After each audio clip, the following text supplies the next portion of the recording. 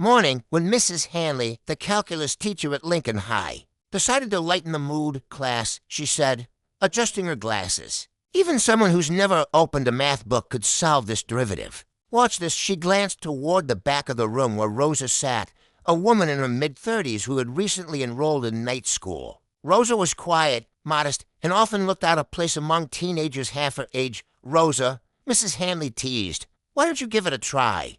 The room buzzed with chuckles. Everyone knew Rosa worked to jobs, cared for her kids, and came to class still wearing her diner uniform. To most of them, she was just a simple woman who nodded politely and kept her head down. But Rosa stood up without hesitation. She walked slowly to the board, grabbed the chalk, and studied the equation fx equals e xe plus cxe.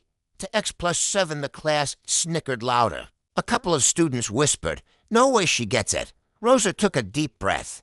Her hands trembled a little, but her voice was calm. "So the power rule says we'd bring the exponent down and subtract 1, right?" She murmured, mostly to herself. Then, without looking at Mrs. Hanley for confirmation, she wrote, fx equals e xe plus 10x. Till the room fell silent, Mrs. Hanley blinked, stunned. "That's correct," she said. "Perfectly correct." The students gawked. Rosa turned around, her cheeks red, and gave a small smile. "My son's in 8th grade. He needed help with algebra, so I started reading math books after work.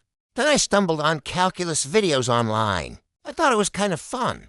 A hush lingered for a moment, and then, unexpectedly, applause broke out. Even the class clown, who'd been ready with a sarcastic comment, slapped his desk in admiration. But Rosa wasn't finished. She looked back at the board. "If you want," she said shyly, "I can also explain why derivatives matter.